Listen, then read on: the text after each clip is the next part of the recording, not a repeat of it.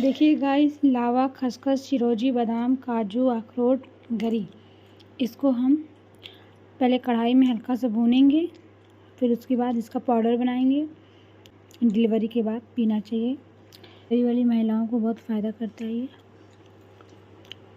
अब जा रहे हैं बनाने गाइस।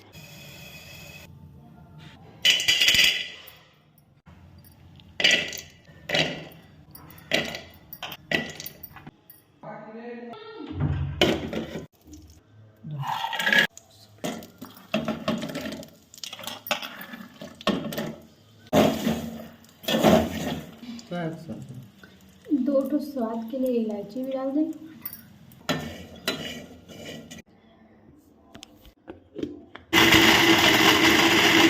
तो फाइनली गाइस देखिए ये ऐसा बन गया है।